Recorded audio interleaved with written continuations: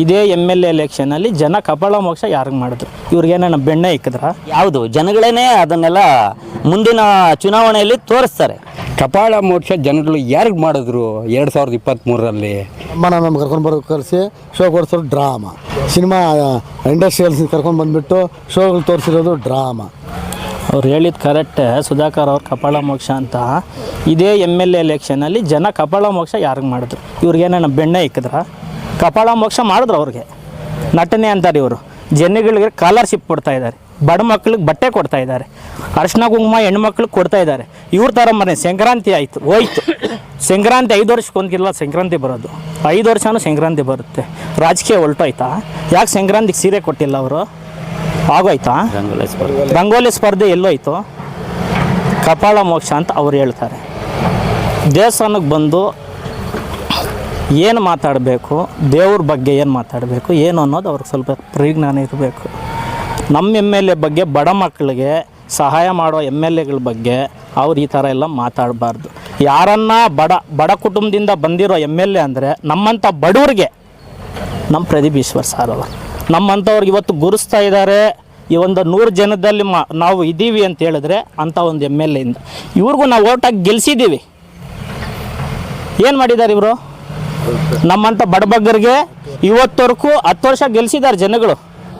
ಕಪಾಳ ಮೋಕ್ಷ ಅಂತಾರೆ. ಏನು ಇವ್ರಿಗೆ ಬೆಣ್ಣೆ ಇಕ್ಕಿದ್ರ ಅವತ್ತು? ಇವ್ರಿಗೂ ಒಂದು 2 ವರ್ಷದಿಂದ ಅದೇ ಕೆಲಸ ಅಲ್ವ ಮಾಡಿದ್ದು, ಕಪಾಳ ಮೋಕ್ಷನಲ್ವ ಜನ ಮಾಡಿದ್ದು. ಬೆಣ್ಣೆ ಇಕ್ಕಿ ನನ್ನ ಕಳಿಸಿದ್ರ ಇವ್ರಿಗೆ? ಬಡಬಗ್ಗರಲ್ಲಿ ಮನೆಯಲ್ಲಿ ಕುತ್ಕೊಂಡು ಕೇಳೋ ವ್ಯಕ್ತಿ ಯಾರನ್ನ ಇದ್ದಾರೆ ಅಂದರೆ ನಮ್ಮ ಪ್ರದೀಪ್ ಈಶ್ವರ್ ಸಾರ್ ಅವರು.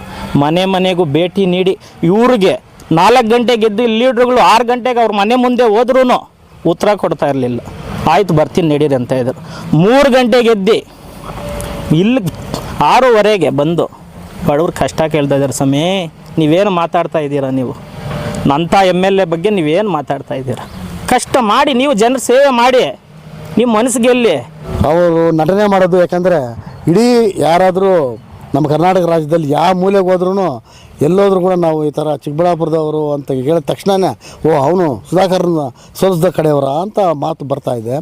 ಆ ಮಾತು ಬರಲಿಕ್ಕೆ ಕಾರಣ ಅಂದರೆ ಹಬ್ಬ ಕೋವಿಡಲ್ಲಿ ಅಷ್ಟು ಮಾಡಿಬಿಟ್ಟು ಚಾಮರಾಜಪೇಟೆಯಲ್ಲಿ ಹೆಣಗಳ ಮೇಲೆ ಹತ್ಕೊಂಡು ಬಂದಿರೋಂತಕ್ಕಂಥ ವ್ಯಕ್ತಿ ಮೇಲೆ ತಂದೆ ತಾಯಿ ಇಲ್ದಿರತಕ್ಕಂಥ ಪ್ರದೀಪ್ ಈಶ್ವರನವನು ಗೆದ್ದಿದ್ದಾನಲ್ಲ. ಶಬಾಷ್ ಒಳ್ಳೆ ಕೆಲಸ ಮಾಡಿದ್ರಿ ಅಂತ ನಾವು ಇಡೀ ಮೊನ್ನೆ ಕೊರೆಗಾಂವ್ ಮತ್ತು ಬಾಂಬೆಗೆ ಎಲ್ಲ ಹೋದಾಗ ಕೂಡ ಎಲ್ಲ ಇದೇ ಮಾತುಗಳು ಬಂತು. ಹೇಳ್ತಾನೆ ಡ್ರಾಮಾ ಪುಟ್ಟದಾಗಲಿದ್ದಾರೆ. ಯಾರು ಸ್ವಾಮಿ ಡ್ರಾಮಾ ನಿಮ್ಮದು.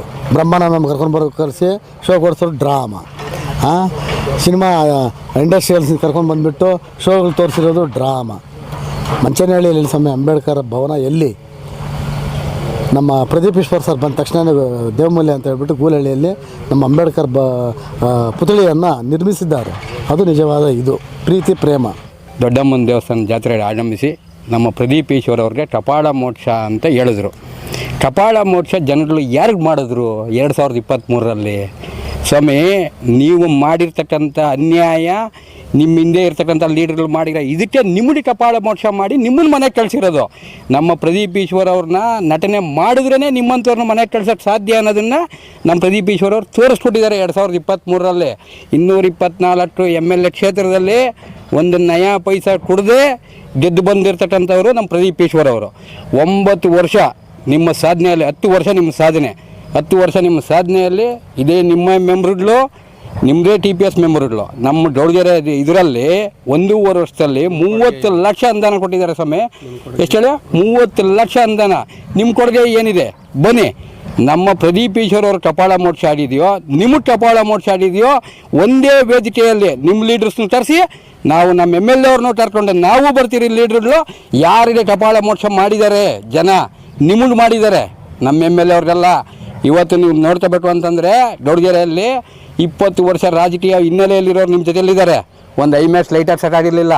ಡಿಜಿಟಲ್ ಲೈಬ್ರರಿ 4 ವರ್ಷ ಆಗಿತ್ತು, ಅದನ್ನು ಮಾಡೋಕ್ಕಾಗಿರಲಿಲ್ಲ.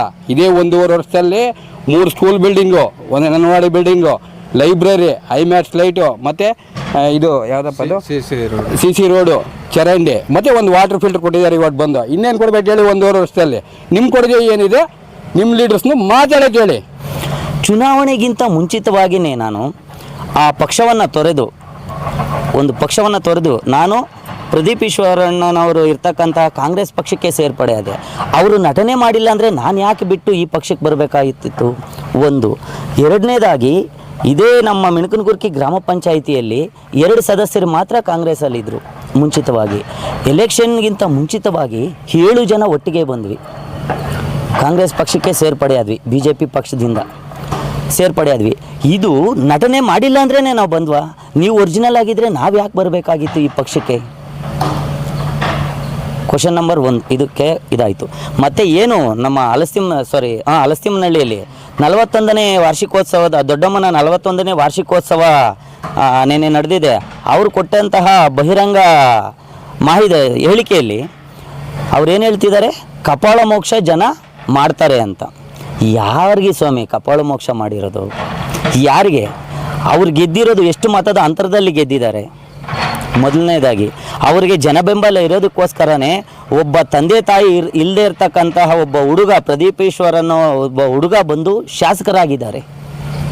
ಅವ್ರಿಗೆ ಯಾವುದೇ ರಾಜಕೀಯ ಇದಿಲ್ಲ, ಬ್ಯಾಕ್ ಸಪೋರ್ಟ್ ಇಲ್ಲ, ಆದರೂ ಕೂಡ ಬಂದು ನಮಗೆ ಶಾಸಕರಾಗಿದ್ದಾರೆ. ಇದೆಲ್ಲ ಜನದ ಬೆಂಬಲದಿಂದ ಮಾತ್ರ ಸಾಧ್ಯ ಆಗುತ್ತೆ. ಅವರು ಮಾಡಿರ್ತಕ್ಕಂಥ ಕೆಲಸಗಳನ್ನು ನೋಡಿ ಜನ ಬೇಸತ್ತು ತೊರೆದು ಇವರಿಗೆ ನಮ್ಮ ಪ್ರದೀಪ್ ಈಶ್ವರ್ ಸರ್ ಅವ್ರಿಗೆ ಒಂದು ಇದು ಕೊಟ್ಟಿದ್ದಾರೆ. ಪ್ರದೀಪ್ ಈಶ್ವರ್ ಅವರು ಮಣ್ಣಿನ ವಾಸನೆ ನೋಡೋಕ್ಕೆ ಹಳ್ಳಿಗೆ ಹೋಗ್ತಿದ್ದಾರೆ ಅಂತ ಹೇಳ್ತಿದಾರಲ್ಲ, ಅವರು ಹಳ್ಳೀಲಿ ಹುಟ್ಟಿ ಹಳ್ಳೀಲಿ ಬೆಳೆದು ನಮ್ಮ ಚಿಕ್ಕಬಳ್ಳಾಪುರದ APMC ಮಾರ್ಕೆಟಲ್ಲಿ ಮೂಟೆಗಳೊತ್ತು ಅದರ ಕಷ್ಟ ಏನು ಅಂತ ನೋಡಿರ್ತಕ್ಕಂಥ ಒಬ್ಬ ಹುಡುಗ, ಒಬ್ಬ ವ್ಯಕ್ತಿ. ಅವ್ರನ್ನ ನೋಡಿ ಅವರು ಮಣ್ಣಿನ ವಾಸನೆ ನೋಡಿಲ್ಲ, ಹಾಗಾಗಿ ಹಳ್ಳಿಗೆ ವಾಸನೆ ನೋಡಕ್ಕೆ ಹೋಗಿದ್ದಾರೆ. ಅವ್ರು ಬರ್ತಿರೋದು ಮಣ್ಣಿನ ವಾಸನೆ ನೋಡೋಕ್ಕಲ್ಲ ಸ್ವಾಮಿ, ಜನಗಳ ಕಷ್ಟನ ಬಗೆಹರಿಸೋಕ್ಕೆ ಬರ್ತಿರೋದವರು. ನಿಮ್ಮ ಥರ AC ಕಾರಲ್ಲಿ ಕೂತ್ಕೊಂಡು AC ಮನೆಗಳಲ್ಲಿ ಬಂಗ್ಲೆಗಳಲ್ಲಿ ಕೂತ್ಕೊಂಡು ಅವರು ಕೆಲಸ ಮಾಡಿಲ್ಲ. ಅವರು ನೇರವಾಗಿ ಜನಗಳ ಹತ್ರ ಎಲ್ಲ ಅಧಿಕಾರಿಗಳನ್ನ ಕರ್ಕೊಂಬಂದು ಜನಗಳ ಹತ್ರ ಬಂದು ಸ್ಥಳದಲ್ಲೇ ಅವರ ಕಷ್ಟಗಳನ್ನ ಪರಿಹಾರ ಮಾಡ್ತಿದ್ದಾರೆ ಸ್ವಾಮಿ. ಇದು ಮಣ್ಣಿನ ವಾಸನೆ ನೋಡೋದಕ್ಕಲ್ಲ.